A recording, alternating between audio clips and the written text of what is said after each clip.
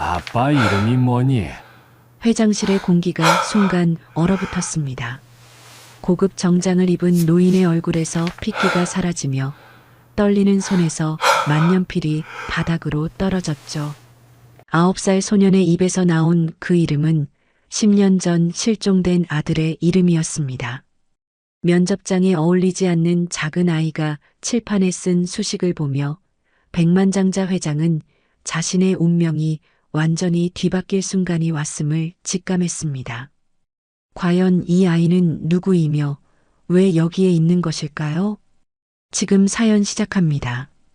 새벽 5시 어둠이 채 거치지 않은 작은 아파트에서 민재가 눈을 떴습니다.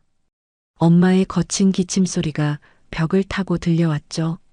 9살 소녀는 이불을 걷어차고 맨발로 부엌으로 향했습니다. 찬 바닥이 발가락 사이로 스며들었지만 민재는 익숙한 듯 냉장고를 열었습니다. 물병을 꺼내 컵에 따르면서 손이 살짝 떨렸어요. 지난 일주일 동안 엄마의 기침은 점점 심해졌고 민재는 그때마다 이렇게 물을 가져다 주곤 했습니다. 엄마, 물 여기 있어요. 민재가 엄마 방문을 조심스럽게 열자 책상 앞에 앉아있던 지은이 돌아봤습니다. 그녀의 얼굴은 창백했고 눈 밑에는 짙은 그늘이 드리워져 있었죠. 노트북 화면에는 복잡한 그래프와 숫자들이 빼곡히 채워져 있었습니다. 고마워, 우리 아들. 지은의 목소리는 쉰 듯 갈라져 있었어요. 거의 다 끝났어. 오늘 면접이 정말 중요한데. 민재는 엄마 옆에 서서 화면을 들여다봤습니다.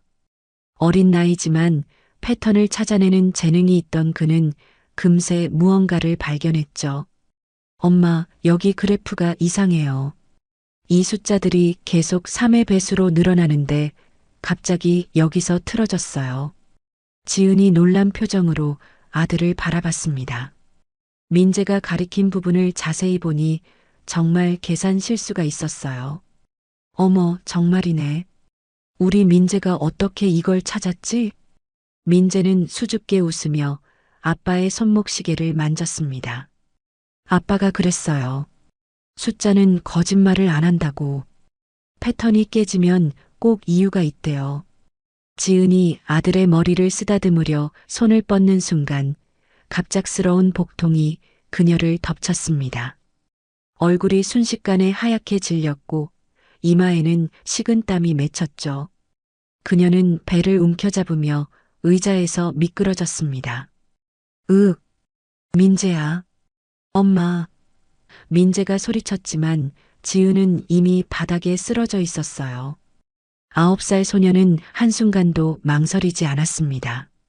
거실로 뛰어가 전화기를 집어들었죠. 손가락이 떨렸지만 정확하게 119를 눌렀습니다. 여보세요? 우리 엄마가 쓰러졌어요. 주소는 성북구 정릉동. 민재는 냉장고에 붙여둔 주소 메모를 또박또박 읽어내렸습니다. 구급차가 도착하기까지의 15분은 민재의 인생에서 가장 긴 시간이었습니다. 그는 엄마 옆에 무릎을 꿇고 앉아 차가워진 손을 꼭 잡았어요. 엄마, 조금만 참아요. 곧 병원 아저씨들이 와요. 구급대원들이 들것에 지은을 옮기는 동안 민재는 재빨리 엄마의 서류 가방을 챙겼습니다. 노트북과 프레젠테이션 자료, 그리고 면접 준비 서류들이 들어있는 검은 가방이었죠. 구급차 안에서 의료진이 지은의 상태를 확인하는 동안 민재는 가방을 꼭 안고 있었습니다. 차창 밖으로 스쳐가는 새벽의 서울 풍경이 흐릿하게 보였어요. 병원 응급실의 차가운 형광등 아래 민재는 플라스틱 의자에 앉아 다리를 흔들고 있었습니다. 엄마의 서류 가방을 무릎 위에 올려놓고 양손으로 꼭 붙잡은 채 시선은 응급실 문을 향해 있었죠. 벌써 1시간이 지났지만 아무도 나와서 설명해주지 않았습니다. 간호사가 지나갈 때마다 민재는 고개를 들어 물어보려 했지만 번번이 용기가 나지 않았어요. 손가락으로 아빠의 시계를 돌리며 긴장을 달래려 했습니다. 시계 뒷면에는 작은 글씨로 용기라고 새겨져 있었죠. 김지은님 보호자분이세요? 갑작스러운 목소리에 민재가 벌떡 일어났습니다. 흰 가운을 입은 의사가 서 있었어요. 민재는 목소리가 떨리지 않도록 애쓰며 대답했습니다. 저요. 저는 아들이에요. 김민재예요. 의사의 눈에 잠시 당황스러운 빛이 스쳤지만 곧 무릎을 꿇고 민재의 눈높이에 맞췄습니다. 민재야, 엄마가 지금 수술을 받으셔야 해. 맹장이 터지기 직전이었거든. 아주 위험한 상태였는데 내가 빨리 신고해줘서 다행이야. 민재의 눈가에 눈물이 맺혔지만 꾹 참았습니다. 대신 가방을 더 꽉 안으며 물었어요. 엄마는 나을 수 있어요? 오늘 정말 중요한 면접이 있거든요. 수술이 끝나면 며칠은 입원하셔야 해. 의사가 민재의 어깨를 가볍게 두드렸습니다. 그때 수술실로 향하는 복도에서 침대가 굴러오는 소리가 들렸습니다. 지은이 마취 전 준비를 마치고 수술실로 향하는 중이었죠. 민재는 재빨리 엄마 곁으로 달려갔습니다. 엄마. 지은의 얼굴은 여전히 창백했지만 아들을 보자 힘겹게 미소를 지었습니다. 떨리는 손을 들어 민재의 뺨을 쓰다듬었어요. 미안해, 민재야. 엄마가 오늘 면접을 괜찮아요. 엄마는 빨리 나으면 돼요. 민재가 엄마의 손을 꼭 잡았습니다. 지은이 숨을 고르며 말을 이었습니다. 민재야, 엄마가 늘 말했잖아. 때로는 예상치 못한 만남이 인생을 바꾼다고.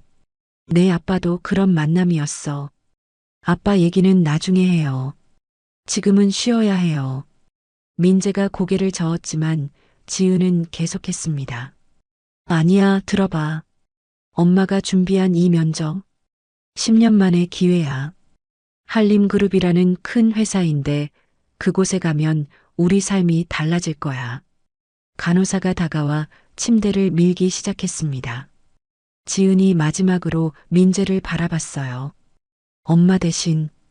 아니야, 그럴 수는 없겠지. 하지만 기억해. 용기 있는 사람에게는 특별한 일이 일어난단다. 수술실 문이 닫히고 민재는 홀로 남겨졌습니다. 그는 다시 대기실로 돌아가 의자에 앉았어요. 가방을 열어 엄마의 서류를 꺼내봤습니다. 면접 시간은 오전 10시. 지금은 8시 30분이었죠. 민재는 서류를 한 장씩 넘기며 읽어봤습니다. 복잡한 그래프와 숫자들이 가득했지만 어젯밤 엄마가 설명해준 내용이 어렴풋이 기억났어요. 용기 있는 사람에게는 특별한 일이 일어난다. 민재는 엄마의 말을 되뇌며 결심했습니다. 9살 소년이 할 수 있는 일이 무엇일지 몰랐지만 적어도 시도는 해봐야겠다고 생각했죠. 그는 가방을 등에 맨 채 간호사에게 다가갔습니다. 병원을 나선 민재는 택시를 타고 한림그룹 본사로 향했습니다. 창밖으로 스쳐가는 서울의 아침 풍경이 평소와는 다르게 느껴졌어요. 엄마의 가방을 무릎에 올려놓은 채 9살 소녀는 자신이 무엇을 하려는지 정확히 알지 못했습니다. 그저 엄마가 말한 용기라는 단어만이 머릿속에서 맴돌았죠. 꼬마야, 정말 한림그룹 본사 맞아? 택시기사가 백미러로 민재를 바라보며 물었습니다. 네, 맞아요. 엄마가 면접 보러 가야 하는데 아파서 제가 대신 가요. 기사는 의아한 표정을 지었지만 더 이상 묻지 않았습니다. 민재는 주머니에서 엄마가 준 10,000원짜리 2장을 꺼내 준비했어요. 병원에서 여기까지 택시비가 얼마나 나올지 걱정되었지만 다행히 14,000원이 나왔습니다. 한림그룹 본사 앞에 도착했을 때 민재는 숨을 들이켰습니다. 유리로 된 거대한 건물이 하늘 높이 솟아 있었고 정장을 입은 사람들이 분주히 오가고 있었죠. 민재는 엄마의 가방을 등에 맨 채 건물 입구로 향했습니다. 회전문은 민재에게는 너무 무거웠어요. 한 바퀴 돌다가 중간에 멈춰버렸고 뒤에서 기다리던 직장인이 짜증스러운 표정을 지었습니다. 애가 왜 여기 있어? 그때 경비원이 다가와 회전문을 밀어주었습니다. 민재는 고개를 숙여 인사하고 안으로 들어갔어요. 대리석 바닥이 반짝이는 로비는 민재가 본 것 중 가장 화려한 공간이었습니다. 안내 데스크로 향하는 민재의 발걸음은 점점 느려졌습니다. 주변 사람들의 시선이 하나둘 그에게 쏠렸죠. 9살 아이가 커다란 가방을 메고 나타난 것은 분명 이상한 광경이었을 겁니다. 도와드릴까요? 안내 데스크의 여직원이 친절하게 물었습니다. 민재는 떨리는 손으로 엄마의 서류를 꺼냈어요. 김지은 씨가 10시에 면접이 있는데 엄마가 병원에 계셔서 제가 대신 왔어요. 여직원의 눈이 동그랗게 커졌습니다. 그녀는 당황한 듯 주변을 둘러봤어요. 어린이가 면접을 대신한다는 건 처음 듣는 일인데. 잠시만요. 그녀가 어디론가 전화를 거는 동안 민재는 로비 한쪽에 서서 기다렸습니다. 다리가 후들거렸지만 꾹 참았어요. 아빠의 시계를 만지작거리며 마음을 진정시키려 했죠. 아빠가 말했잖아. 용기는 무서울 때 더 필요하다고. 민재가 작은 목소리로 중얼거렸습니다. 그때 엘리베이터에서 정장을 입은 남자가 나왔어요. 날카로운 인상의 그는 안내 데스크로 향하다가 민재를 발견하고 걸음을 멈췄습니다. 무슨 일이지? 안내 데스크 직원이 상황을 설명하자 남자의 표정이 묘하게 변했습니다. 그는 민재에게 다가와 무릎을 꿇고 눈높이를 맞췄어요. 너희 엄마가 김지은 씨니? 네, 맞아요.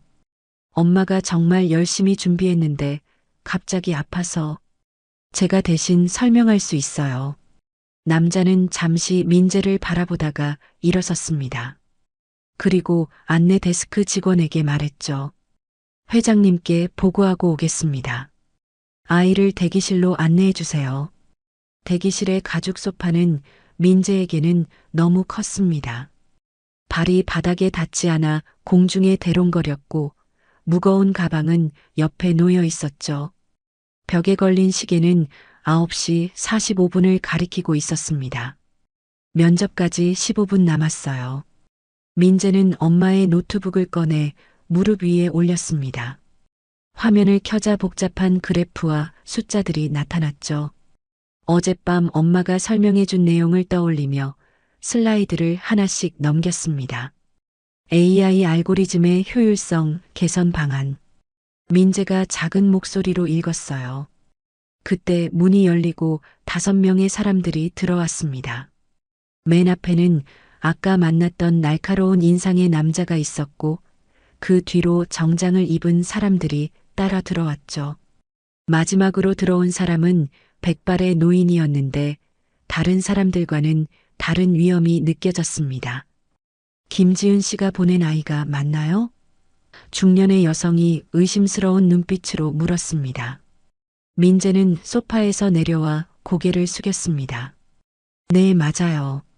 저는 김민재예요. 엄마가 갑자기 수술을 받게 되어서 어린이가 면접을 대신한다는 게 말이 되나요? 다른 남자가 불만스럽게 말했어요. 그때 백발의 노인이 손을 들어 제지했습니다. 한동훈 회장이었죠. 그의 깊은 눈빛이 민재를 바라보고 있었습니다. 일단 들어보자. 어차피 시간은 정해져 있으니까. 민재는 떨리는 손으로 노트북을 들고 앞으로 나갔습니다. 회의실의 큰 화면에 연결하는 것을 도와준 사람은 날카로운 인상의 남자였어요. 그는 민재에게 작은 미소를 보냈죠. 천천히 해도 돼. 그가 속삭였습니다. 민재는 심호흡을 하고 첫 번째 슬라이드를 띄웠습니다. 복잡한 알고리즘 구조가 화면에 나타났어요. 엄마가 만든 이 알고리즘은 기존 방식보다 처리 속도가 30% 빠릅니다. 여기 보시면 민재가 그래프를 가리키다가 갑자기 멈췄습니다. 무언가 이상한 것을 발견했기 때문이죠. 그래프의 패턴이 어제 아침에 본 것과 달랐어요. 잠깐만요. 이게 이상해요. 임원들이 서로를 바라봤습니다. 한 사람이 코웃음을 쳤죠. 뭐가 이상하다는 거지? 민재는 화면 가까이 다가가 손가락으로 특정 부분을 가리켰습니다. 여기 보세요. 이 숫자들이 계속 3의 배수로 증가해야 하는데 여기서부터 패턴이 깨져요. 2, 5, 8, 11. 이건 피보나치 수열이에요. 한동훈이 의자에서 살짝 몸을 앞으로 기울였습니다. 그의 눈빛에 관심이 어렸죠. 그래서 그게 왜 문제인데? 민재는 잠시 생각하다가 대답했습니다. 이건 아빠가 가르쳐준 방법으로 고칠 수 있어요. 큰 문제를 작은 조각으로 나누면 패턴이 보인다고 했거든요. 그는 마커를 집어들고 화이트보드로 향했습니다. 키가 작아서 발돋움을 해야 했지만 민재는 집중해서 그림을 그리기 시작했어요. 복잡한 알고리즘을 단순한 블록들로 나누어 표현했죠. 여기서 병목 현상이 일어나요. 이 부분만 피보나치가 아닌 등차 수열로 바꾸면. 민재가 계산을 하는 동안 회의실은 조용했습니다. 9살 아이가 대학원 수준의 문제를 다루고 있다는 사실에 모두가 놀라고 있었죠. 한동훈의 시선이 민재의 손목으로 향했습니다. 낡은 가죽 밴드의 시계가 보였어요. 그 시계의 디자인이 어딘가 익숙해 보였습니다. 그 시계. 한동훈이 갑자기 말했습니다. 어디서 났니? 민재는 계산을 멈추고 시계를 바라봤어요. 아빠 거예요. 1년 전에 돌아가셨지만 저는 매일 차고 있어요. 아빠가 늘 시간은 소중하다고 했거든요. 한동훈의 얼굴에 미묘한 변화가 일어났습니다. 그는 몸을 더 앞으로 기울이며 물었죠. 아버지 성함이 뭐니? 회의실의 분위기가 갑자기 달라졌습니다. 다른 임원들은 회장의 갑작스러운 질문에 당황한 표정을 지었어요. 면접과는 전혀 관계없는 개인적인 질문이었으니까요. 민재는 조금 망설이다가 대답했습니다. 한준서요. 엄마는 아빠가 좋은 사람이었다고 늘 말해요. 그 순간 한동훈의 손에서 펜이 떨어졌습니다. 떨어진 펜이 회의실 바닥에서 둔탁한 소리를 냈습니다. 한동훈의 얼굴은 순식간에 창백해졌고 그의 시선은 민재에게 고정되어 있었죠. 회의실의 다른 사람들은 갑작스러운 분위기 변화에 당황한 표정을 지었습니다. 준서? 한동훈의 목소리가 떨렸습니다. 그는 의자에서 일어나려다가 다시 주저앉았어요. 손으로 가슴을 짚으며 숨을 고르려 했지만 호흡이 거칠어졌습니다. 날카로운 인상의 남자가 재빨리 한동훈 곁으로 다가갔습니다. 회장님, 괜찮으십니까? 민재는 갑작스러운 상황 변화에 놀라 한 발짝 뒤로 물러났습니다. 화이트보드에 그려둔 알고리즘 그림이 뒤에 남겨져 있었고 그의 작은 손은 마커를 꽉 쥔 채 떨고 있었죠. 회장님이 우리 아빠를 아세요? 민재가 조심스럽게 물었습니다. 한동훈은 떨리는 손으로 물잔을 집어들었습니다. 물을 한 모금 마신 후 그는 민재를 다시 바라봤어요. 그의 눈에는 믿기 어려운 감정들이 소용돌이치고 있었습니다. 놀라움, 슬픔, 그리고 희망이 뒤섞인 복잡한 눈빛이었죠. 그 이름을 어디서? 아니, 내 아버지가 정말 한준서란 말이니? 중년의 여성 임원이 끼어들었습니다. 회장님, 면접 중입니다. 개인적인 이야기는 한동훈이 손을 들어 그녀를 제지했습니다. 그의 권위 있는 제스처에 모두가 입을 다물었죠. 회의실에는 무거운 침묵이 흘렀습니다. 민재는 엄마가 보여준 사진을 떠올렸습니다. 네, 맞아요. 엄마가 아빠는 좋은 사람이었다고 했어요. 1년 전에 병으로 돌아가셨지만요. 한동훈의 몸이 미세하게 흔들렸습니다. 그는 의자를 뒤로 밀고 창가로 걸어갔어요. 등을 돌린 채 밖을 바라보며 감정을 추스르려 했습니다. 하지만 그의 어깨가 가볍게 떨리는 것을 민재는 놓치지 않았죠.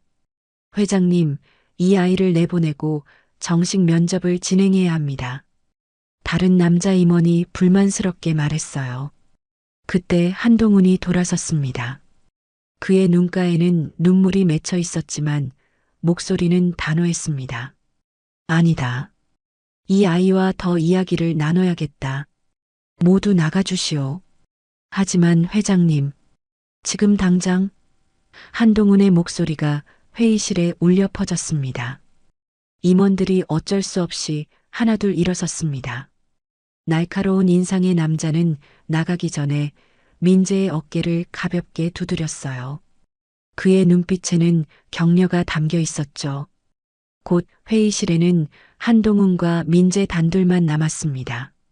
한동훈은 천천히 민재에게 다가와 그의 앞에 무릎을 꿇었어요. 9살 아이와 눈높이를 맞추기 위해서였죠. 민재야, 내 아버지에 대해 더 자세히 이야기해 줄 수 있니? 민재는 고개를 끄덕였습니다. 아빠는 미국에서 살았대요. 엄마를 병원에서 만났고요. 아빠가 다쳐서 병원에 있을 때 엄마가 간호사였거든요. 한동훈의 눈이 커졌습니다. 병원? 언제 어디서? 잘 모르겠어요. 엄마가 자세히 말해주지 않았어요. 그냥 아빠가 기억을 잃었다가 다시 찾았다고만.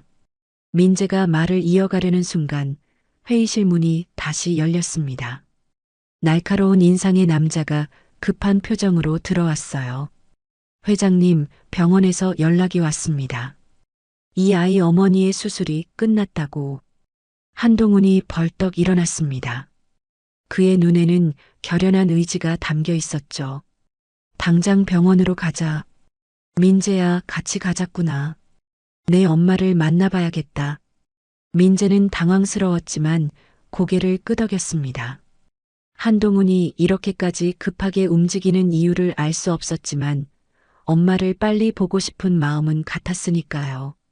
복도로 나오자 아까 회의실에 있던 임원들이 모여 있었습니다. 그들의 표정에는 의문과 불만이 가득했죠.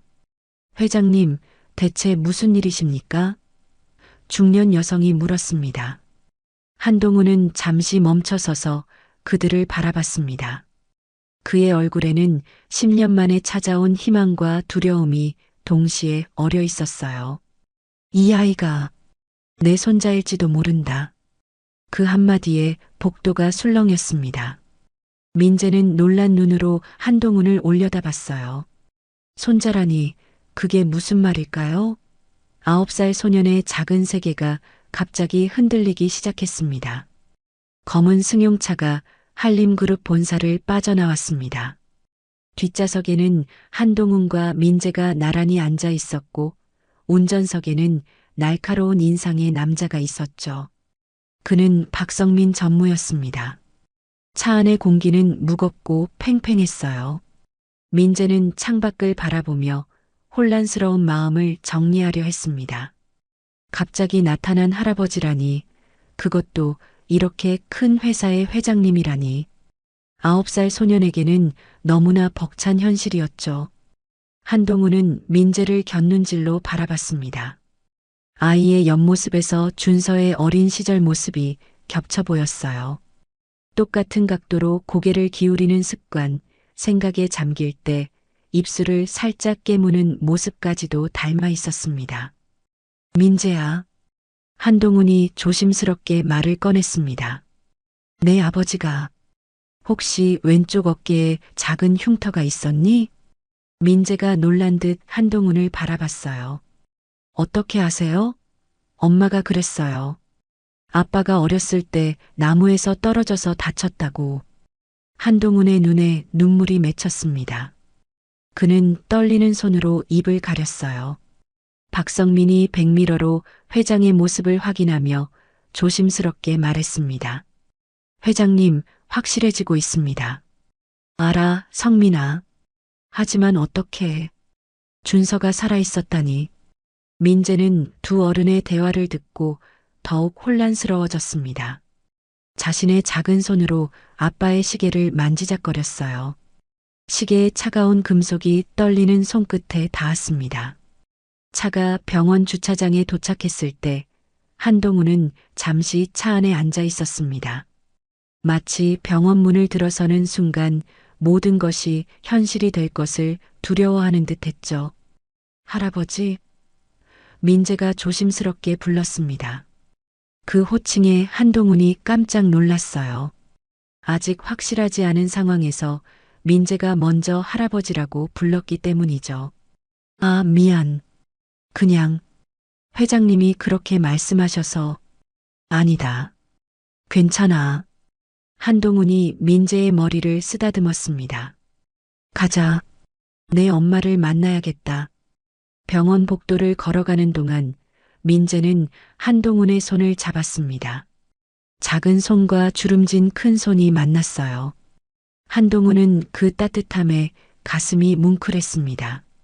10년 만에 느끼는 가족의 온기였죠. 병실 문 앞에 도착했을 때 민재가 멈춰 섰습니다. 잠깐만요. 엄마가 놀라실 것 같아요. 제가 먼저 들어가서 설명할게요. 한동훈은 고개를 끄덕였습니다. 현명한 아이라고 생각했죠. 민재가 병실 문을 열고 들어가자 그는 박성민과 함께 복도에서 기다렸습니다. 병실 안에서 지은은 침대에 누워 있었습니다. 얼굴은 여전히 창백했지만 아들을 보자 환하게 웃었어요. 민재야, 어떻게 여기까지? 엄마, 저 면접 갔다 왔어요. 민재가 엄마 곁으로 다가갔습니다. 지은의 눈이 커졌어요. 뭐라고? 내가 어떻게? 엄마가 열심히 준비한 거잖아요. 그냥 둘 수 없었어요. 그런데 엄마, 정말 이상한 일이 일어났어요. 민재는 조심스럽게 오늘 있었던 일을 설명했습니다. 한림그룹 회장이 아빠의 이름을 듣고 놀랐다는 것, 그리고 자신을 손자라고 했다는 것까지. 지은의 얼굴에서 혈색이 빠졌습니다. 그럴 리 없어. 준서 씨는 평범한 사람이었어. 부모님도 안 계시다고. 그때 병실 문이 열렸습니다. 한동훈이 들어왔고 지은과 눈이 마주쳤어요. 순간 병실에는 무거운 침묵이 흘렀습니다. 지은은 한동훈의 얼굴을 보자마자 알아챘습니다. 민재가 가끔 보이는 표정, 특히 무언가에 집중할 때의 그 진지한 눈빛이 바로 이 사람에게서 온 것임을. 피는 속일 수 없었어요. 당신이. 지은이 떨리는 목소리로 말했습니다. 준서 씨의 아버지십니까? 한동훈은 천천히 고개를 끄덕였습니다. 그의 눈에서 눈물이 흘러내렸어요. 내 아들을 어디서 어떻게 만났습니까? 지은은 눈을 감았습니다. 9년 전의 기억이 물밀듯 밀려왔어요. 산불 사고로 병원에 실려온 기억상실 환자, 6개월 동안 이름도 모른 채 간호했던 그 남자가 바로 한림그룹의 후계자였다니. 말씀드릴 게 많습니다. 지은이 힘겹게 말했어요. 하지만 먼저 아셔야 할 것은 준서 씨는 정말 좋은 사람이었다는 거예요. 병실을 나온 박성민은 복도 끝 조용한 대기실로 향했습니다. 그의 손에는 태블릿과 오래된 서류 파일이 들려 있었죠. 한동훈과 지은이 대화를 나누는 동안 그는 10년 전의 기록을 다시 살펴보기로 했습니다. 성민은 2015년 3월 파일을 열었습니다. 당시 준서의 실종 보고서가 화면에 떴어요. 캘리포니아 산불, 실종자 명단, 그리고 수색 중단 결정까지. 모든 것이 너무나 명확해 보였지만 이제는 의문투성이었습니다. 그가 손가락으로 화면을 넘기다가 멈췄습니다. 산불 발생 지역 병원들의 환자 기록 요청 공문이 있었는데 답변은 모두 해당 없음이었어요. 하지만 뭔가 이상했습니다. 한 병원의 답변이 다른 곳보다 3주나 늦게 왔던 것이죠. 세인트 메리 병원. 성민이 중얼거렸습니다. 그는 즉시 미국 쪽 조사원에게 전화를 걸었습니다. 한국과 미국의 시차 때문에 그곳은 새벽이었지만 긴급한 사안이었죠. 네, 전무님. 무슨 일이십니까? 2015년 3월 캘리포니아 산불 당시 세인트 메리 병원의 기록을 다시 확인해 주게. 특히 신원 미상 환자 기록을 중심으로. 전화를 끊고 기다리는 동안 성민은 창밖을 바라봤습니다. 그는 준서를 어릴 때부터 알았어요. 한동훈의 비서로 일하면서 준서가 자라는 것을 지켜봤죠. 총명하고 따뜻한 마음을 가진 청년이었습니다. 10년 전 그날도 생생히 기억났습니다. 준서와 한동훈이 크게 다툰 후 준서가 미국으로 돌아가겠다고 했던 날. 성민은 말렸지만 준서는 단호했어요. 아버지는 제 선택을 존중하지 않으셨어요. 전 제 길을 가겠습니다. 그리고 일주일 후 실종 소식이 전해졌죠. 한동훈은 무너졌고 성민은 그를 곁에서 지켰습니다. 태블릿에 메시지 알림이 떴습니다. 미국 조사원이 보낸 자료였어요. 성민은 급하게 파일을 열었습니다. 2015년 3월 15일 신원 미상 남성 환자 입원. 화상 2도, 머리 외상으로 인한 기억 상실. 6개월간 치료. 환자가 기억을 되찾은 후 한준서라고 자신을 밝혔으나 연락처를 남기지 않고 퇴원. 성민의 손이 떨렸습니다. 더 충격적인 내용이 이어졌어요. 담당 간호사 김지은. 환자 퇴원 후 2개월 뒤 병원 퇴사. 퍼즐 조각이 맞춰지고 있었습니다. 준서는 살아있었고 기억을 되찾은 후에도 돌아오지 않았어요. 왜일까요? 성민은 다시 기록을 살펴봤습니다. 그때 그의 눈에 작은 메모가 들어왔습니다. 병원 직원이 남긴 것으로 보였어요. 환자가 아버지에게 돌아갈 수 없다. 실망시켰다고 반복해서 말함. 심리 상담 권유했으나 거부. 성민은 깊은 한숨을 쉬었습니다. 준서는 아버지와의 갈등에 대한 죄책감과 트라우마로 고통받았던 것이었어요. 그리고 그 과정에서 지은을 만나 새로운 삶을 시작했던 것이죠. 대기실 문이 열리고 민재가 들어왔습니다. 아이의 눈은 호기심으로 반짝이고 있었어요. 아저씨, 뭐하고 계세요? 성민은 태블릿을 내려놓고 민재를 바라봤습니다. 아이의 맑은 눈동자가 준서를 닮아 있었어요. 옛날 이야기를 찾고 있었단다.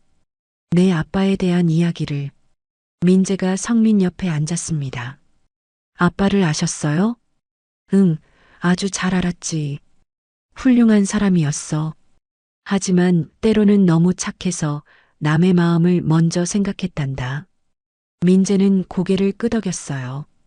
엄마도 그런 말씀을 하셨어요. 아빠가 항상 다른 사람 걱정을 먼저 했다고.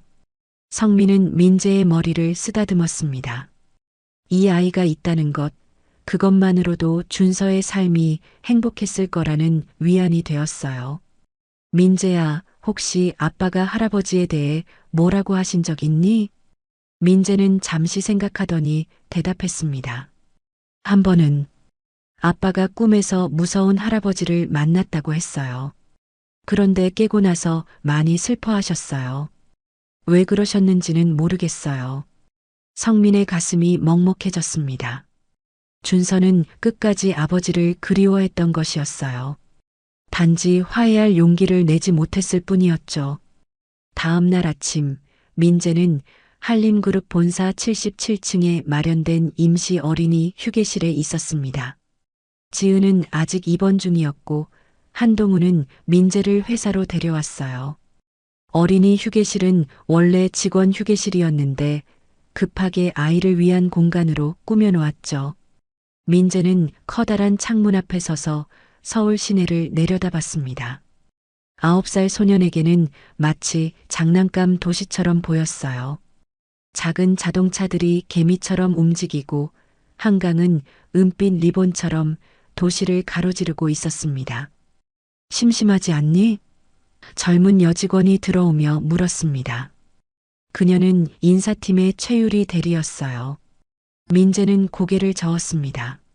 아니에요. 여기서 보면 패턴이 보여요. 차들이 움직이는 것도 규칙이 있어요. 유리는 놀란 표정을 지었습니다. 9살 아이의 입에서 나온 말이라고는 믿기 어려웠죠. 어떤 패턴? 민재는 창문에 손가락을 대고 설명하기 시작했습니다. 여기 큰 건물들 근처는 9시에 차가 많아지고 점심시간 전에는 조금 줄어들어요. 그리고 다시 2시쯤 늘어나죠. 유리가 감탄하며 민재 옆에 앉았을 때 문이 열리고 다른 직원 몇 명이 들어왔습니다. 소문이 퍼진 것이었어요. 회장님의 손자가 회사에 있다는 소식에 다들 궁금해하고 있었죠. 정말 어제 면접을 봤다고? 한 직원이 물었습니다. 민재는 수줍게 고개를 끄덕였어요. 그러자 누군가가 농담처럼 말했습니다. 그럼 우리 부서의 문제도 해결해 줄 수 있을까? 3개월째 막혀 있는 프로젝트가 있거든. 다들 웃었지만 민재는 진지하게 물었습니다. 어떤 문제인데요? 직원들은 서로를 바라봤습니다. 아이가 정말로 관심을 보이자 당황한 것이었죠. 하지만 젊은 개발자 한 명이 노트북을 가져왔습니다. 물류 시스템 최적화 문제야. 창고 5개와 매장 20개 사이의 배송 경로를 가장 효율적으로 짜는 거지. 화면에는 복잡한 지도와 숫자들이 나타났습니다. 민재는 화면을 뚫어지게 바라봤어요. 작은 손가락이 화면을 따라 움직였습니다. 이거 개미가 먹이 찾는 것 같아요. 직원들이 웃음을 터뜨렸지만 민재는 계속 말했습니다. 아니에요, 진짜로요. 개미는 가장 짧은 길을 찾아요. 페로몬이라는 걸 남기면서 다른 개미들에게 알려주죠. 여기서도 트럭들이 서로 정보를 공유하면 개발자의 눈이 반짝였습니다. 개미 군집 알고리즘. 맞아, 그거야. 그는 급하게 키보드를 두드리기 시작했어요. 다른 직원들도 흥미롭게 지켜봤습니다. 민재는 옆에서 계속 질문을 던졌죠. 왜 이 창고는 다른 창고보다 물건이 적어요? 거기는 임대료가 비싸서. 그럼 비싼 곳에는 자주 나가는 물건만 두면 되잖아요. 그러면 트럭이 덜 가도 되고. 직원들은 놀라움을 감추지 못했습니다. 9살 아이가 던진 단순한 질문들이 그들이 놓치고 있던 핵심을 짚어내고 있었어요.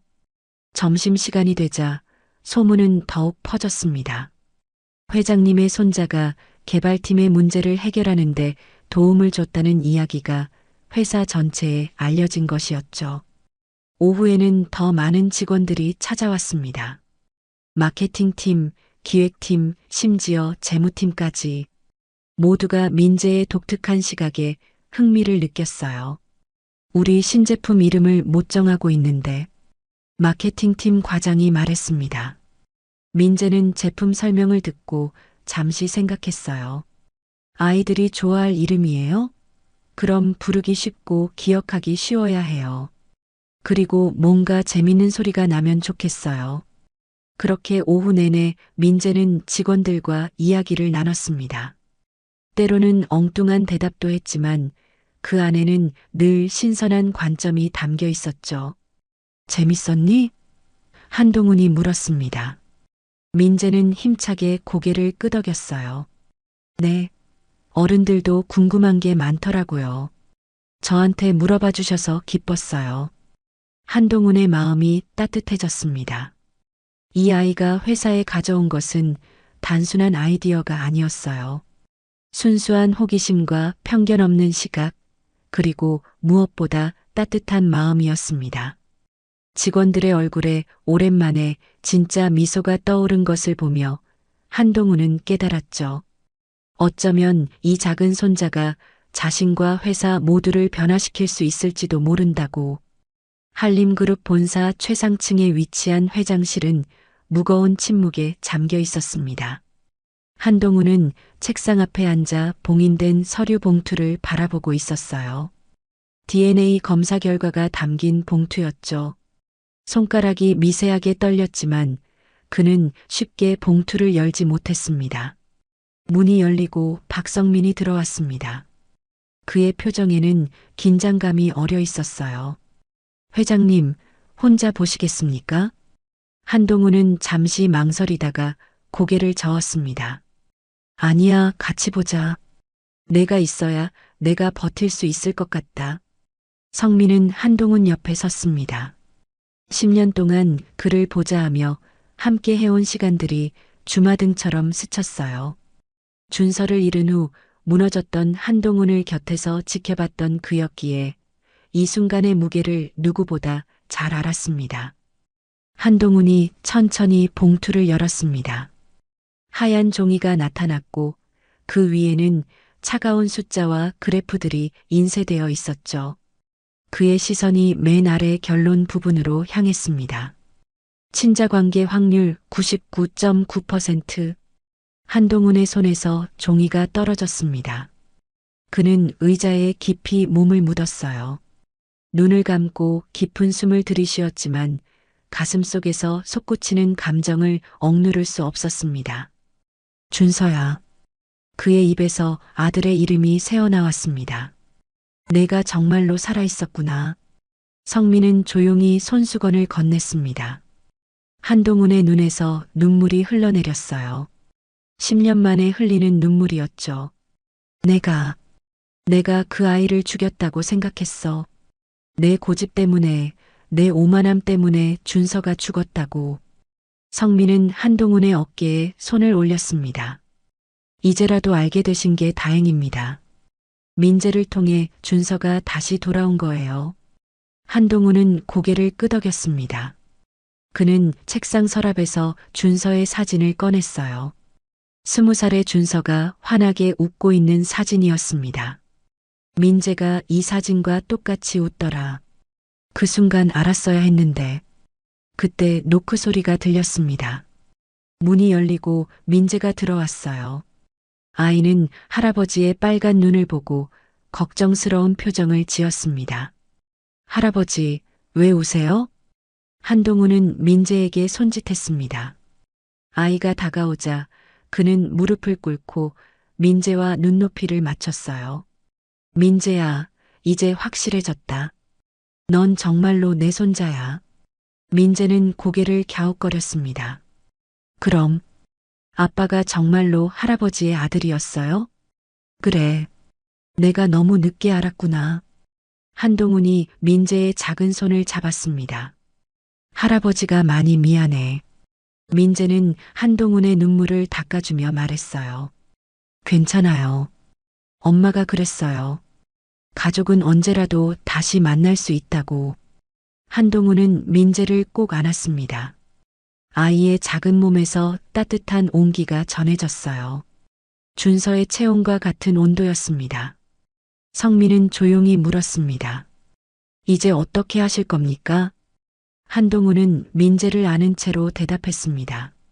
모든 것을 바로 잡아야지. 먼저 지은 씨에게 사과하고 민재가 정당한 대우를 받을 수 있도록 해야 해. 민재가 한동훈의 품에서 빠져나와 물었어요. 할아버지, 저 이제 여기 자주 와도 돼요? 당연하지. 매일 와도 좋아. 한동훈이 미소 지었습니다. 그럼 엄마도 같이 와도 돼요? 엄마가 면접 본 거요. 한동훈은 고개를 끄덕였습니다. 물론이야. 내 엄마는 이미 우리 회사의 직원이 될 거란다. 민재의 얼굴이 환해졌습니다. 정말요? 엄마가 정말 기뻐할 거예요. 성민이 태블릿을 확인하며 말했습니다. 지은 씨가 내일 퇴원하신다고 합니다. 한동훈은 결심한 듯 일어섰습니다. 내일 직접 모시러 가겠다. 그리고 모든 것을 설명하고 사과해야지.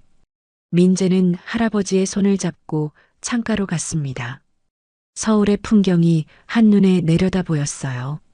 할아버지, 저기 보이는 산이 뭐예요? 남산이란다. 서울의 중심에 있는 산이지. 민재는 남산타워를 가리키며 말했어요. 언젠가 엄마랑 할아버지랑 같이 저기 가고 싶어요. 한동훈은 손자의 머리를 쓰다듬었습니다. 그래, 꼭 가자. 우리 가족이 다 같이. 그 순간 한동훈은 깨달았습니다. 10년 동안 잃어버렸던 것은 아들만이 아니었어요. 가족의 따뜻함, 순수한 기쁨, 그리고 희망까지 모든 것을 잃어버렸던 것이었죠. 하지만 이제 민재를 통해 그 모든 것이 다시 돌아오고 있었습니다. 창밖으로 노을이 지고 있었습니다. 붉은 하늘이 마치 새로운 시작을 축복하는 것 같았어요.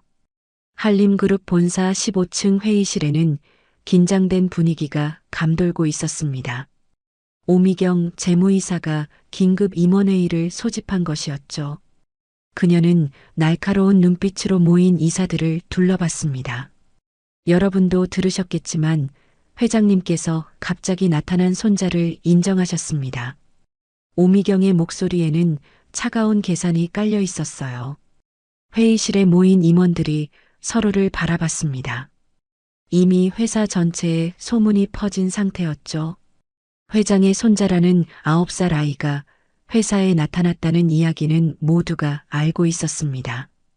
그래서요? 가족사에 우리가 왜 관여해야 합니까? 한 이사가 조심스럽게 물었어요. 오미경은 테이블 위에 서류를 던졌습니다. 한림그룹의 지분 구조와 상속 관련 법률 조항이 빼곡히 적힌 문서였죠. 이게 단순한 가족사일까요? 회장님은 지분의 60%를 보유하고 계십니다.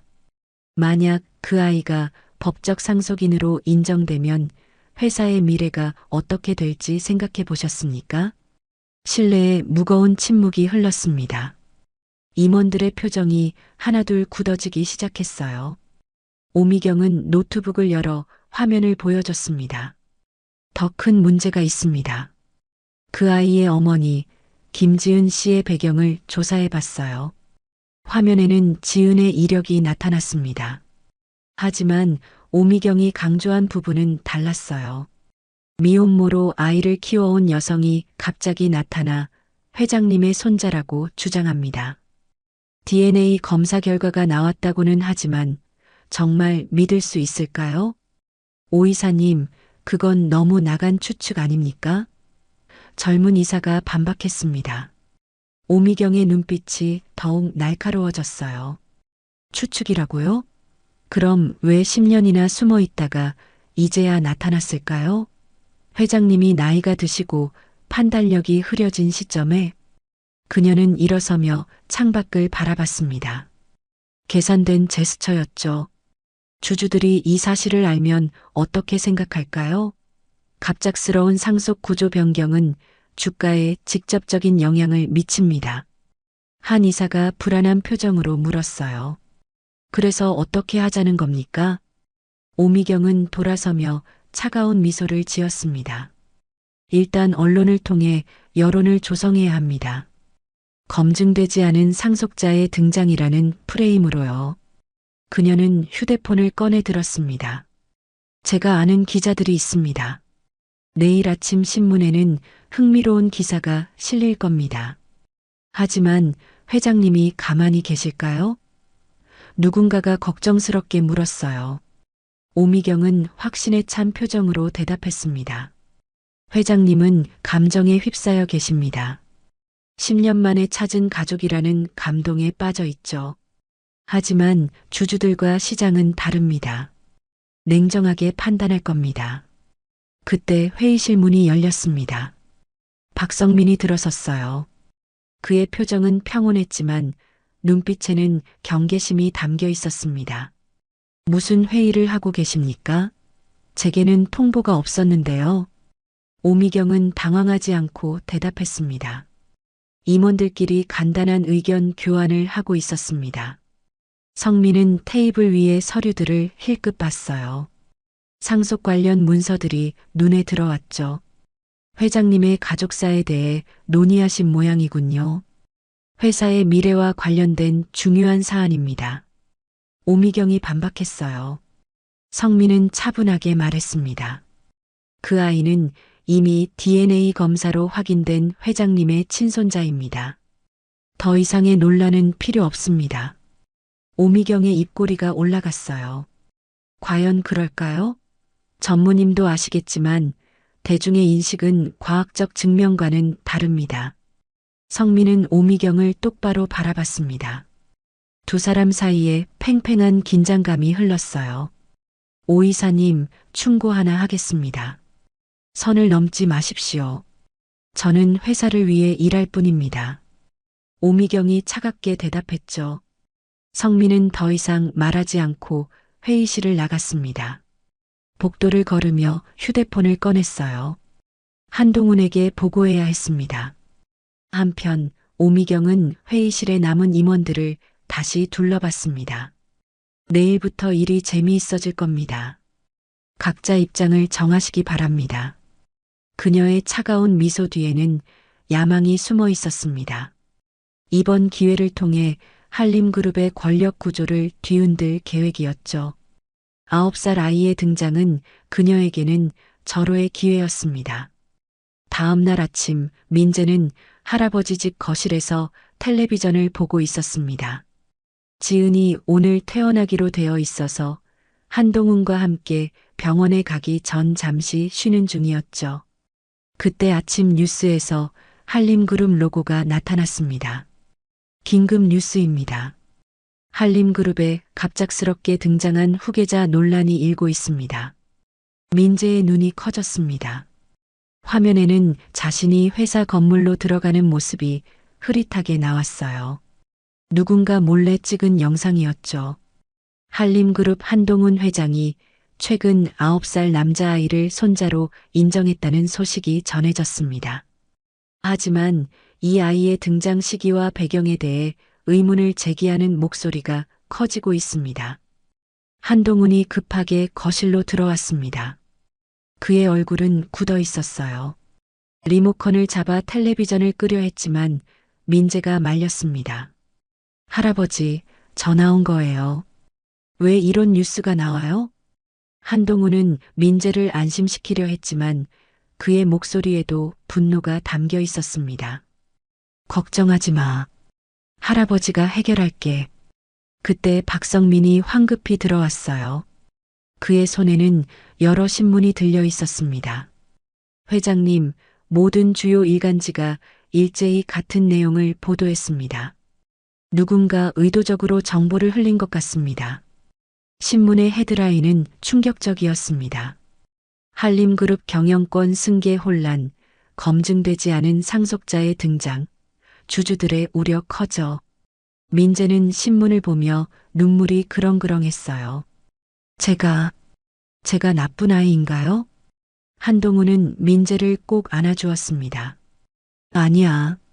넌 할아버지의 소중한 손자야. 이건 나쁜 어른들이 하는 짓이란다. 성민의 휴대폰이 울렸습니다.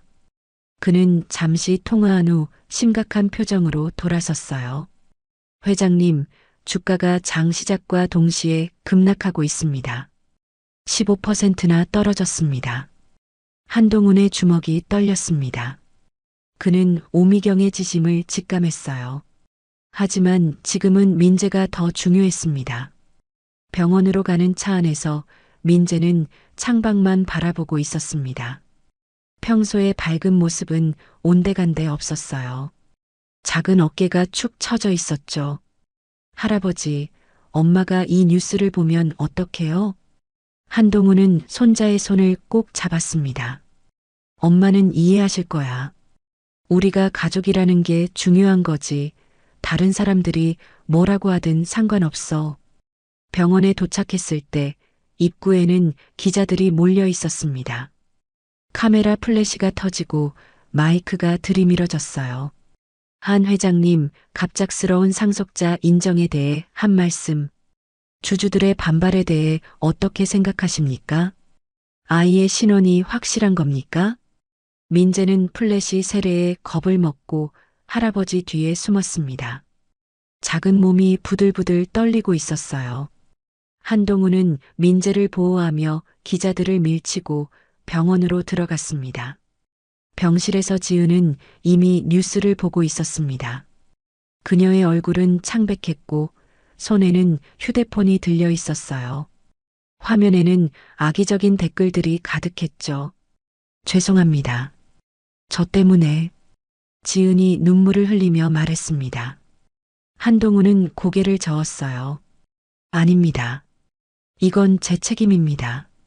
제가 막았어야 했는데. 그때 병실 문이 열리고 간호사가 들어왔습니다. 죄송하지만 기자들이 병원 로비까지 들어와서 다른 환자들이 불편해하고 있어요. 민재는 엄마 침대 옆에 앉아 작은 목소리로 말했습니다. 엄마, 우리가 여기 오면 안 됐나 봐요. 지은은 아들의 머리를 쓰다듬었어요. 하지만 그녀의 손도 떨리고 있었습니다. 수술 후 아직 회복 중인 몸으로는 이런 스트레스가 너무 버거웠죠. 성민이 조용히 한동훈에게 다가왔습니다. 회장님, 긴급 이사회가 소집되었습니다. 오미경 이사가 주도하고 있어요. 한동훈의 얼굴이 더욱 굳어졌습니다.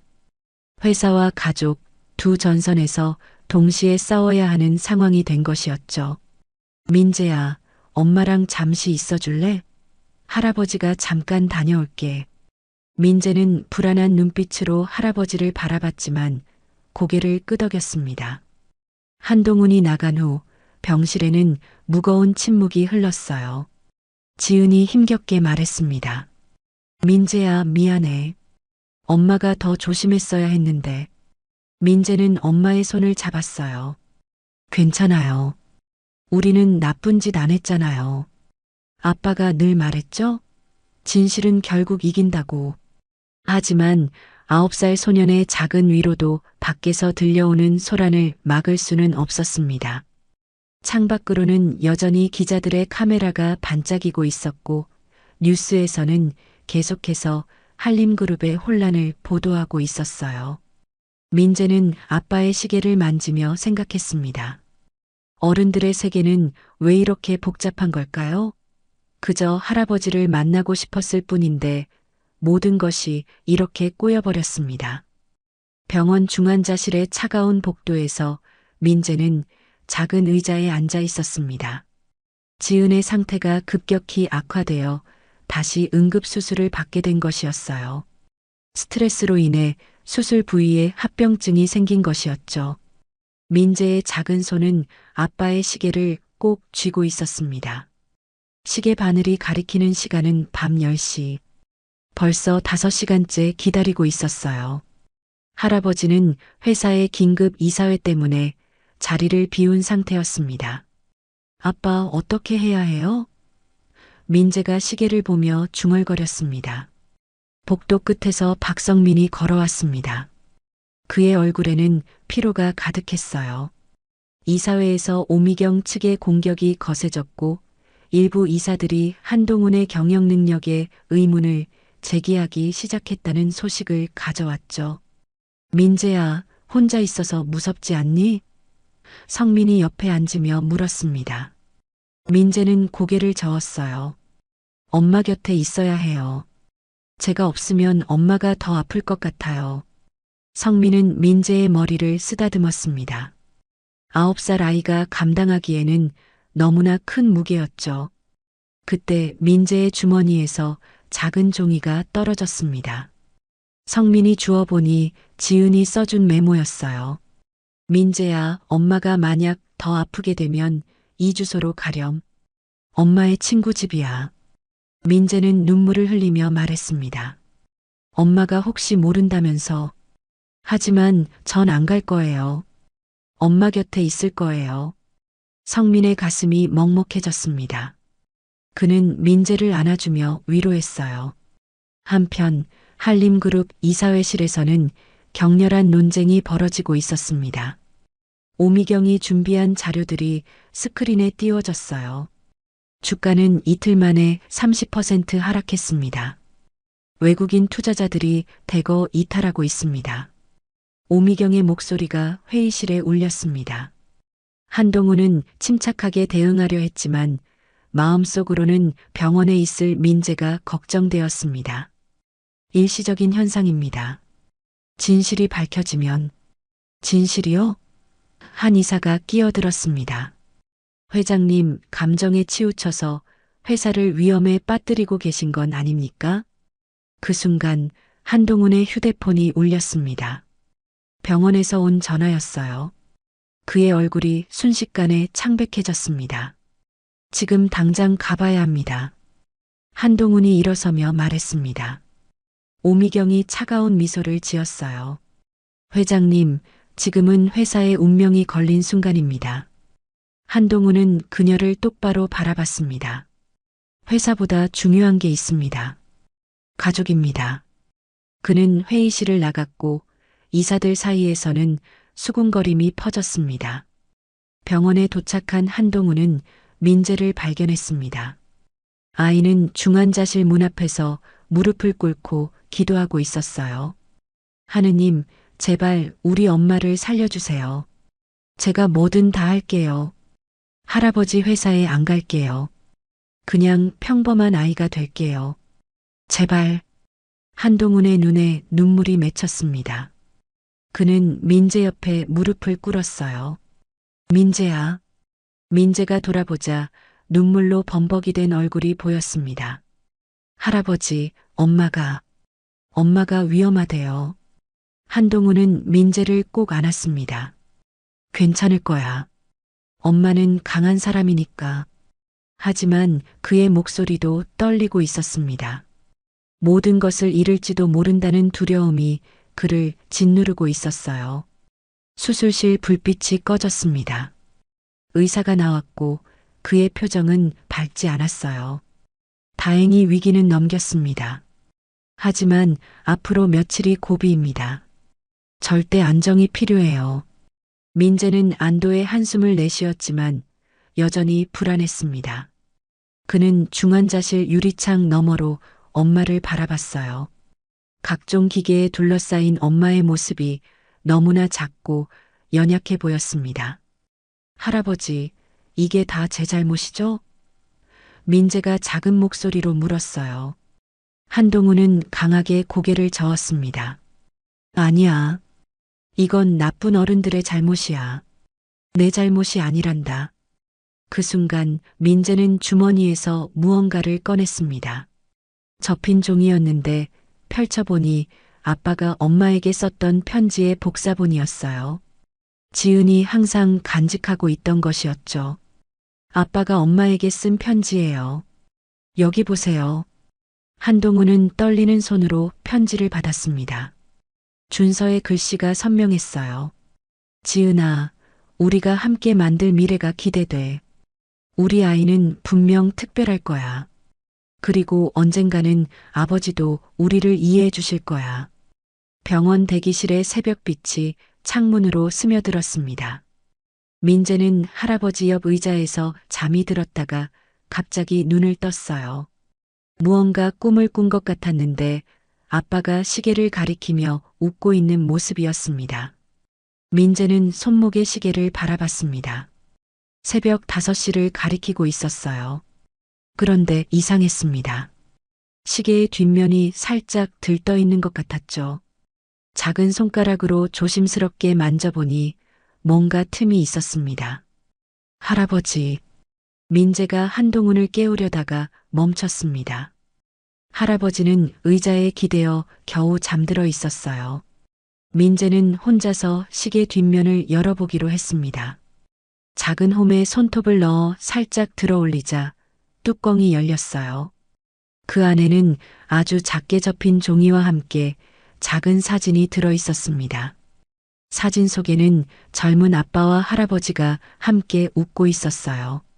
두 사람 모두 행복해 보였습니다.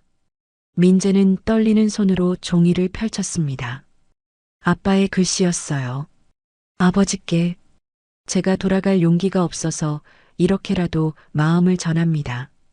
아버지를 원망한 적 없어요. 단지 제 길을 가고 싶었을 뿐입니다. 언젠가 아버지도 저를 이해해 주실 거라 믿어요. 그리고 만약 제게 아이가 생긴다면 꼭 아버지께 보여드리고 싶어요. 사랑합니다. 준서 올림. 민재의 눈이 커졌습니다. 이건 아빠가 할아버지께 쓴 편지였어요. 하지만 전하지 못한 편지였죠. 할아버지, 할아버지. 민재가 한동훈을 깨웠습니다. 한동훈이 눈을 뜨자 민재는 떨리는 손으로 편지를 내밀었어요. 아빠가 할아버지한테 쓴 편지예요. 시계 안에 있었어요. 한동훈은 편지를 받아들었습니다. 준서의 글씨를 보자 그의 손이 떨렸어요. 한 줄 한 줄 읽어내려가며 그의 눈에는 눈물이 맺혔습니다. 준서야.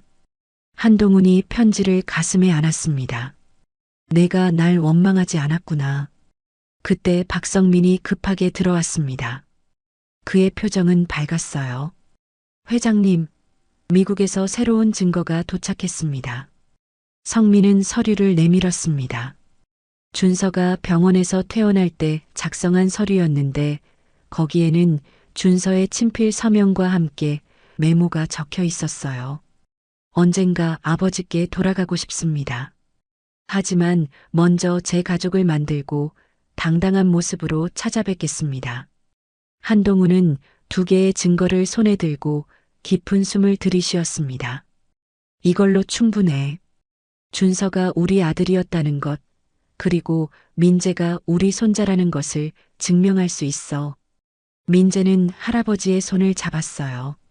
할아버지, 이제 나쁜 사람들을 이길 수 있어요? 한동훈은 손자를 바라보며 결연한 표정을 지었습니다. 그래, 이제 반격할 차례야. 성민이 덧붙였습니다. 그리고 한 가지 더 있습니다. 세인트 메리 병원의 동료들이 증언하기로 했어요.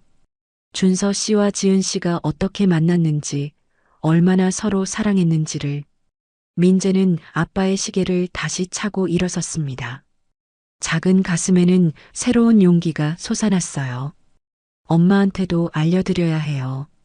엄마가 낳으면 우리 모두 함께 싸워요. 한동훈은 민재의 머리를 쓰다듬었습니다. 그래, 우리는 가족이니까. 가족은 함께 싸우는 거야. 그 순간 중환자실에서 간호사가 나왔습니다. 김지은 환자분이 의식을 회복하셨어요. 면회 가능합니다. 민재는 환한 미소를 지으며 중환자실로 뛰어갔습니다. 유리창 너머로 엄마가 약하게나마 미소 짓는 것이 보였어요. 지은은 아들을 보자 손을 들어 흔들었습니다. 한동훈은 준서의 편지를 다시 한번 읽었습니다. 이제 그는 알았어요. 준서가 남긴 것은 단순한 손자만이 아니었다는 것을. 용서와 사랑, 그리고 가족의 진정한 의미를 남겨준 것이었죠. 이제 시작이다. 한동훈이 중얼거렸습니다. 그는 휴대폰을 꺼내 회사에 전화를 걸었어요. 오늘 오후 긴급 기자회견을 준비해주게. 모든 진실을 밝힐 거야. 민재는 중환자실 유리창에 작은 손을 대고 있었습니다. 엄마가 똑같이 손을 대자 유리를 사이에 두고 두 손이 만났어요. 비록 직접 닿을 수는 없었지만 그 온기는 충분히 전해졌습니다. 한림그룹 본사 대강당은 수백 명의 기자들로 가득 찼습니다. 오후 3시 정각 무대 위로 한동훈이 올라왔어요. 그의 옆에는 민재가 작은 정장을 입고 서 있었습니다. 두 사람의 모습에 카메라 플래시가 터졌죠. 한동훈이 마이크 앞에 섰습니다. 그의 목소리는 차분하지만 단호했어요. 오늘 저는 모든 진실을 말씀드리려 합니다. 제 아들 한준서, 그리고 제 손자 김민재에 대한 이야기입니다. 강당이 술렁였습니다. 한동훈은 프로젝터를 켜고 준서의 사진을 띄웠어요. 10년 전 저는 제 아들을 잃었다고 생각했습니다. 제 고집과 편견 때문에 아들과 갈등했고 그 결과 비극을 맞았다고 여겼죠. 화면이 바뀌며 미국 병원의 기록이 나타났습니다. 박성민이 준비한 자료였어요. 하지만 준서는 살아있었습니다. 산불 사고로 기억을 잃었다가 회복한 후에도 돌아오지 못했어요. 제가 그에게 준 상처가 너무 깊었기 때문입니다. 민재가 할아버지의 손을 꼭 잡았습니다. 작은 손의 온기가 한동훈에게 힘을 주었어요.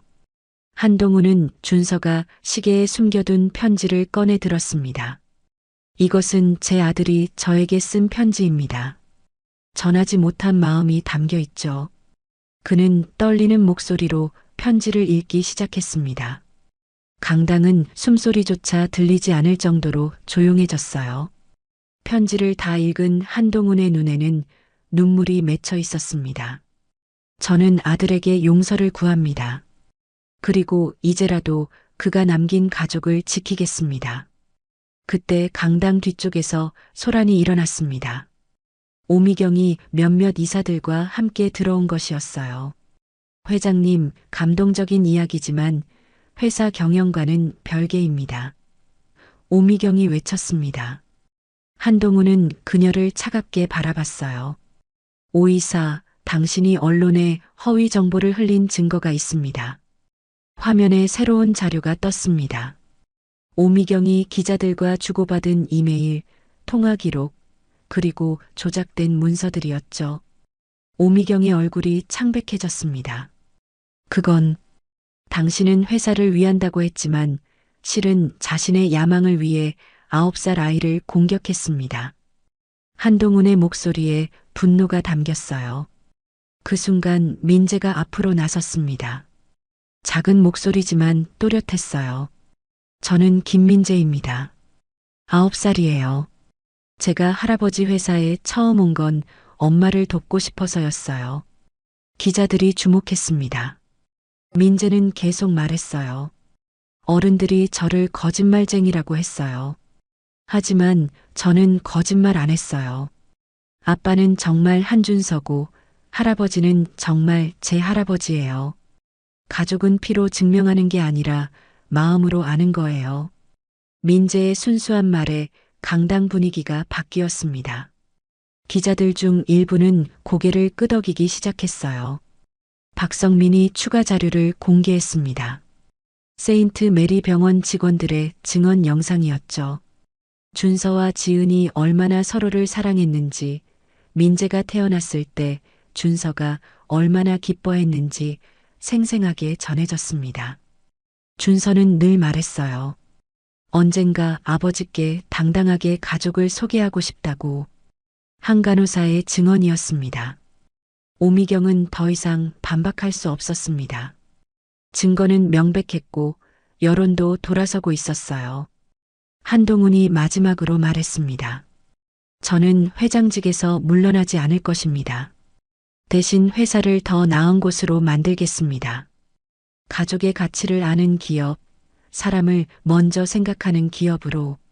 그는 민재를 바라봤어요. 그리고 언젠가 이 아이가 준비되면 정정당당하게 회사를 이끌 수 있도록 가르치겠습니다. 민재가 환하게 웃었습니다. 할아버지, 저는 커서 아빠처럼 좋은 사람이 되고 싶어요. 기자회견이 끝나고 플래시 세례가 쏟아졌습니다. 하지만 이번엔 공격적이지 않았어요. 오히려 응원의 박수 소리가 들려왔죠. 오미경은 고개를 숙인 채 강당을 빠져나갔습니다. 그녀의 음모는 실패했고 이사회에서의 해임은 시간 문제였어요. 민재는 할아버지의 손을 잡고 무대를 내려왔습니다. 기자 한 명이 다가와 물었어요. 민재 군, 힘들지 않았어요? 민재는 잠시 생각하다가 대답했습니다. 힘들었어요. 하지만 엄마가 그랬어요. 진실은 결국 이긴다고. 그리고 가족이 있으면 뭐든 이겨낼 수 있다고요. 한동훈은 손자의 어깨를 감싸 안았습니다. 이 작은 아이가 가져온 변화는 기적과도 같았어요. 잃어버린 아들을 다시 찾게 해주었고 차가웠던 그의 마음을 녹여주었으며 회사에 새로운 가치를 심어주었습니다. 3개월 후 따뜻한 봄날이었습니다. 한강공원의 벚꽃이 만개했고 분홍빛 꽃잎이 바람에 흩날리고 있었어요. 잔디밭 위에는 돗자리가 펼쳐져 있었고 민재 가족이 모여 앉아 있었습니다. 지은은 완전히 건강을 회복했습니다. 그녀의 볼에는 혈색이 돌았고 웃음소리도 밝았어요. 한림그룹 국제마케팅팀 팀장으로 일하면서도 민재와의 시간을 소중히 여기고 있었죠. 엄마, 김밥 하나 더 주세요. 민재가 도시락을 가리키며 말했습니다. 지은이 김밥을 집어주며 웃었어요. 천천히 먹어. 채알라. 한동훈은 손자가 맛있게 먹는 모습을 흐뭇하게 바라봤습니다. 그의 얼굴에는 예전의 차가움이 사라지고 따뜻한 할아버지의 모습만 남아 있었어요. 박성민도 함께 있었습니다. 그는 이제 한림그룹의 부회장이 되었지만 주말에는 종종 이렇게 가족 모임에 참석했어요. 지은을 바라보는 그의 눈빛에는 특별한 감정이 담겨 있었죠. 민재야, 다음 주에 학교에서 발표회 있다고 했지? 성민이 물었습니다. 민재가 고개를 끄덕였어요. 네, 가족에 대해 발표하는 거예요. 저는 우리 가족 이야기를 할 거예요.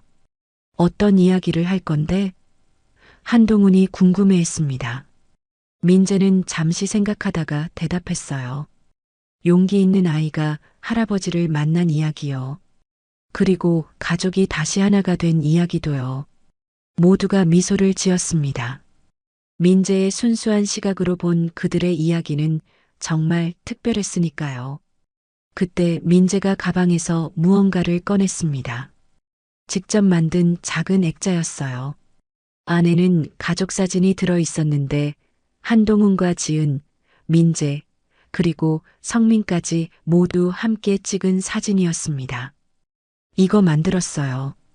우리 가족 사진이에요. 민재가 자랑스럽게 보여줬습니다. 한동훈의 눈가가 촉촉해졌어요. 정말 예쁘구나. 할아버지 회장실에 놓아도 되겠니? 그럼요. 회사 사람들도 우리 가족 보여주세요. 지은이 민재의 머리를 쓰다듬었습니다. 우리 민재가 언제 이렇게 컸을까? 민재는 아빠의 시계를 만지며 말했어요. 아빠가 하늘에서 지켜봐 주니까요. 그리고 이제는 할아버지도 있고 성민 삼촌도 있잖아요. 성민이 살짝 놀란 표정을 지었습니다. 민재가 처음으로 그를 삼촌이라고 불렀기 때문이었죠. 지은도 얼굴이 붉어졌지만 반대하지 않았어요. 바람이 불어벗고 꽃잎이 그들 위로 흩날렸습니다. 민재는 떨어지는 꽃잎을 잡으려 뛰어다녔어요. 그 모습을 바라보는 어른들의 얼굴에는 평화로운 미소가 번졌습니다. 한동훈이 조용히 말했습니다. 준서야, 내가 남긴 선물 덕분에 우리 모두가 행복해졌다. 그의 시선이 하늘로 향했습니다. 맑은 하늘 어딘가에서 준서가 지켜보고 있을 것 같았어요. 해가 저물어갈 무렵 그들은 한강을 따라 천천히 걸었습니다. 민재는 할아버지와 엄마의 손을 양쪽으로 잡고 있었고 성민은 그 옆을 나란히 걸었어요. 할아버지, 내일 회사 가도 돼요? 민재가 물었습니다. 그럼 언제든지 와도 좋아. 이번엔 재무팀 아저씨들 도와드리고 싶어요. 숫자 계산하는 거 재밌어 보여요. 모두가 웃음을 터뜨렸습니다. 민재의 호기심은 끝이 없었어요. 그들이 주차장으로 향할 때 민재가 갑자기 멈춰 섰습니다. 잠깐만요. 민재는 주머니에서 작은 돌멩이를 꺼냈어요. 한강에서 주운 하얀 돌이었죠. 그는 그것을 할아버지에게 건넸습니다. 선물이에요. 이 돌처럼 할아버지도 오래오래 우리랑 함께 있어요. 한동훈은 돌을 받아 가슴에 품었습니다. 작은 돌멩이였지만 그에게는 세상에서 가장 귀한 보물이었어요. 차를 타고 집으로 돌아가는 길, 민재는 창밖을 바라보며 생각했습니다. 처음 회사에 갔던 그날이 엊그제 같은데 이제는 모든 것이 달라졌어요. 할아버지를 만났고 엄마는 건강해졌으며 새로운 가족도 생겼습니다. 엄마, 행복해요? 민재가 물었습니다. 지은이 백미러로 아들을 바라보며 답했어요. 응, 엄마는 정말 행복해. 민재는 환하게 웃었습니다. 그의 작은 가슴 속에는 더 큰 꿈이 자라고 있었어요. 언젠가 커서 할아버지처럼 큰 회사를 운영하고 아빠처럼 좋은 사람이 되고 엄마처럼 강한 사람이 되겠다는 꿈이었죠.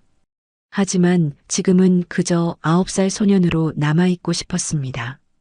사랑하는 가족들과 함께하는 평범하고도 특별한 하루하루를 즐기면서요. 지금까지 한 가족의 드라마 같은 이야기를 들어주셔서 감사합니다.